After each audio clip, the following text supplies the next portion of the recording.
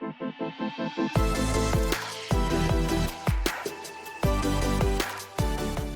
everyone. Welcome to the Legal Tech Hub product briefing. I'm Stephanie Wilkins. I'm the Director of Content here at Legal Tech Hub, and today we are talking to CobbleStone. Specifically, we're going to be looking at CobbleStone Contract Insight, and I'm joined by Brad Jones and Mike Gormley. Thanks for joining me today. I know you have a demo prepared for us, but before we get into that, I was hoping you could give a little bit of a background of the company and the product that we're going to be looking at today for people who might not be familiar yet. Yeah, sure. I can help out with that. Hey, my name is Brad Jones. I'm the VP at Sales and Marketing at CobbleStone. Today, we're going to be looking at CobbleStone Contract Insight, and that is our flagship solution. It is a contract lifecycle management or CLM software solution built from the ground up to automate and streamline each step in the contract process. Today, Mike's going to give you a brief overview of our solution.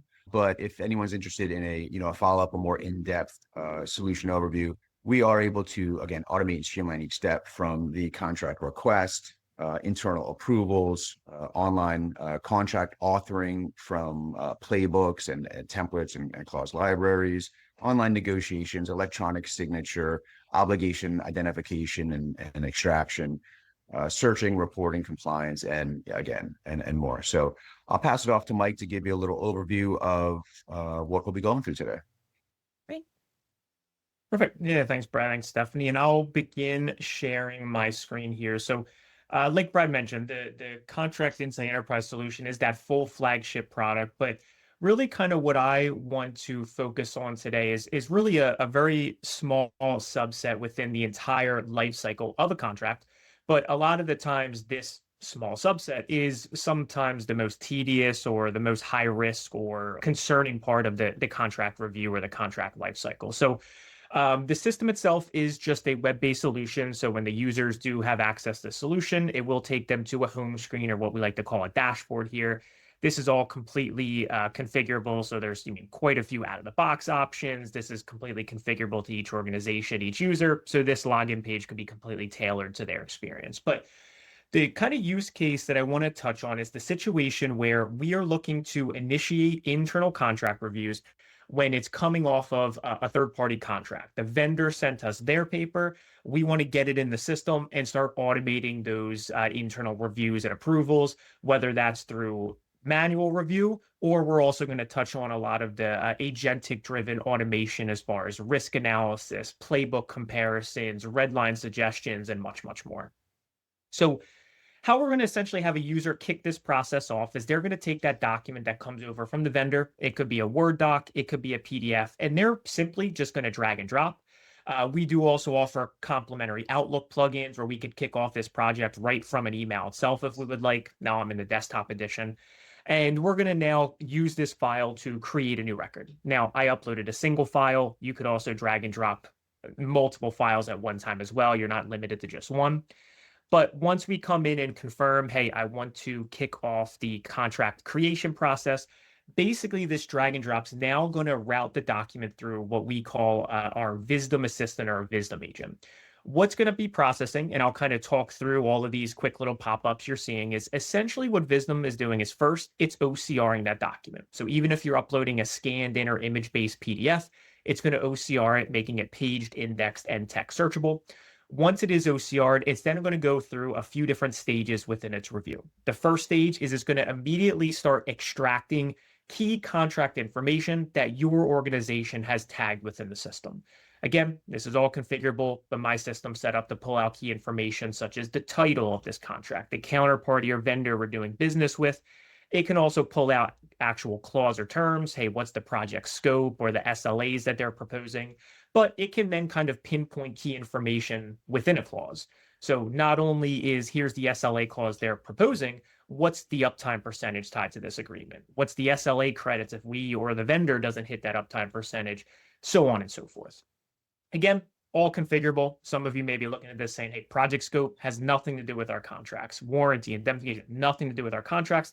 That's all configurable, even by individual contract type. So what's being extracted for an MSA, let's say, could be completely different than an SOW, an NDA, et cetera.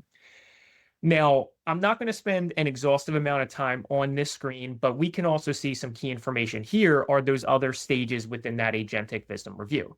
First, it's going to show us things like high-risk findings. Is there any non-standard language or uncommon clauses within this document? It's going to provide some risk analysis or sentiment scoring, depending on what party we're viewing as within the contract. And it also gives us a quick little summary over here, kind of just at a quick glance. Hey, how concerning is this contract? How much time should we be dedicating to the review? Now, all of this is extremely helpful on the initial ad screen. Like I said, it's really beneficial for that quick glance. As we're getting this contract in, it's kind of, I look at it as, what are we getting ourselves into as we're starting this review?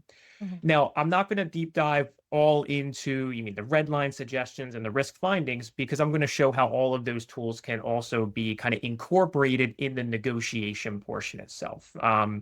Stephanie, before I kind of step away from this ad screen and continue on, any immediate questions?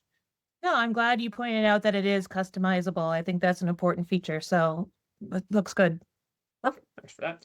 So essentially, once we're done, we can kind of save and continue here. And basically what it will do is redirect the user to the associated contract details page. This record is now in the system. We can immediately begin searching on this information, reporting off of this data. Again, this record screen's completely configurable. I have some tabs up here: contract information, the files associated. Are there any pricing and obligations? We can even have our Wisdom agent run against things like project deliverables, obligations, milestones. Again, just to streamline that initial phase of the data input process. Hey, let's have that go through the AI agent, let it automate that initial review. But what we're going to now jump into is we do have our task and workflows where this can now kind of automate, again, those internal approvals. Does it need to go to legal for review, finance for review, IT review? And that can all be, again, automated based on those workflow agents where, based on the information that the Wisdom tool found and extracted from the document, that could then automatically route it to the appropriate individuals based on that. But what we're going to do here, we're now going to open this document up in the native Microsoft Word format. And we're going to kind of jump into our Microsoft Word plugin. So if you can see here, I have this plugin on my right-hand side, and this is basically our Wisdom AI assistant. Now, there's three main pillars here. I'm going to jump right to our review tab to start. What the review tab is going to allow us to do is basically run this document against our standard clause playbooks.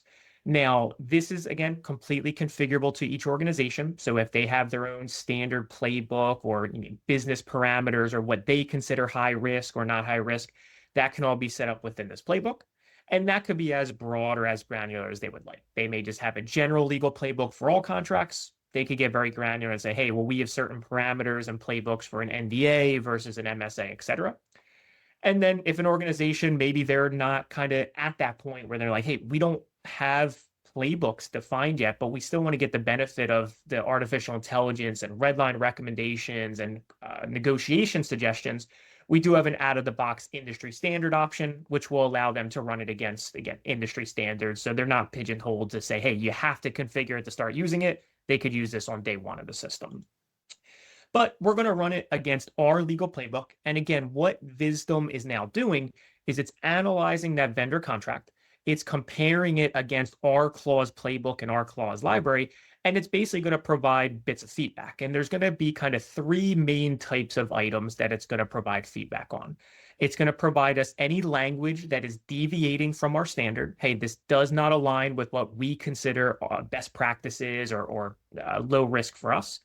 It's going to let us know if it finds any non-standard clauses as well.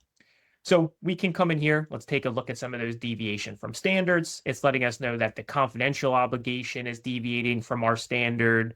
We can see here that interest rate goes against our standard rate cap percentage within our playbook.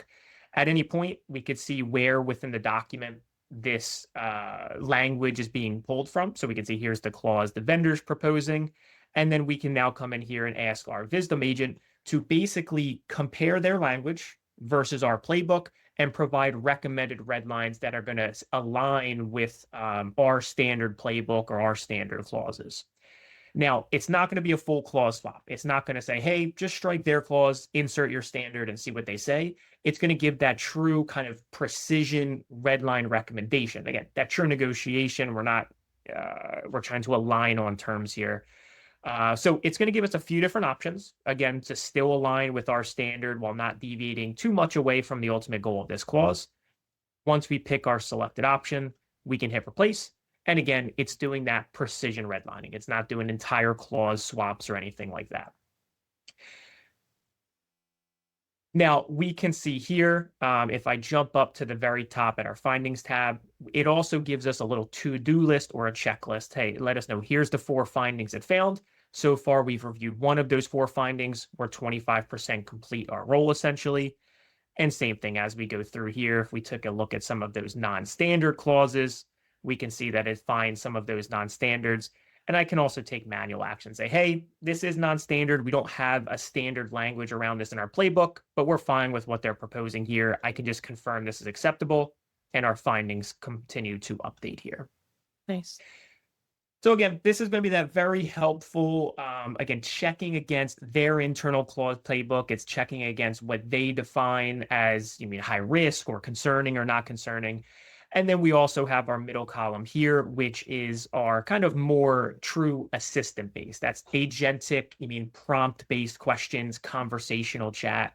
We do have an out of the box prompt library that organizations can build off of as needed. So again, if a user's like, I want to use this, this is great, I don't even know where to start, what I can ask, we have that prompt library to kind of hit the ground running. But this is, again, that agentic driven chat based analysis. So we can just one off asking things like, what is the financial impact of this agreement? We can ask it that question. And again, our little Wisdom robot's going to analyze that document based off of our question, provide that output, and define where we want to go with there from next steps. So it's going to summarize the financial impact. If it finds any kind of concern with the financials tied to this, primarily on the licensing fees and terms, it gives us a summary of the fee amounts, and then we could kind of continue that conversation from there. Hey, how can I get this low risk if it considers high risk, et cetera? Nice. So again, and once we're done making those changes right within this plugin, we can upload this new version right back within our system. And then that's where really all of the other tools outside of the negotiation process come into play. Our system offers the ability for online negotiations with both internal and external collaborators. That could be a sequential process. It's one reviewer at a time, or we could also support live negotiations. We can kind of just create a live document where all parties can be in there at one time. That functionality supports like users being able to do at functionality. Hey, at Stephanie, come in and review this section. At Brad Jones, come in and review this section. You'll automatically get notified and looped into that process. And again, really just supporting that streamlined negotiation process from there. So I'll kind of pause with that there. Again, a very specific portion of the contract lifecycle, but like I said, a lot of times the most tedious, the most time consuming, the most high risk. So all those tools are going to support, risk compliance, regulation compliance, automation, and much more. Yeah, and it's all very intuitive, and I like the different, even the color schemes made it very easy to use, which is always great. I do know that there is always a lot more you could show us. We do give you limited time for this, but we will be putting a URL at the bottom of the screen for anybody who does want to reach out with more questions, whether, for either of you specifically or CobbleStone in general or Contract Insights specifically, all of the above. Feel free to reach out and ask for questions. And yeah, thank you for showing that. A lot has happened in the last year since we spoke, so it's always good to see what you're up to now. Definitely. Yeah, absolutely. Like you said, that was just a very small portion of it. We'd be happy to set anybody up with a software expert, walk through a demonstration, walk through a tailored process of what we call a day in the life of their contract. And then we also offer a free 30-day trial. If you like what you see during the demo, you want to kind of get your hands on, give it a try yourself, see how easy and user-friendly it is, we can set organizations up in that free trial environment as well. Well, perfect. That sounds great. I hope people will reach out and take advantage of that. Thank you again, both of you, for joining us today, and thanks everyone for watching, and I hope everyone has a great day.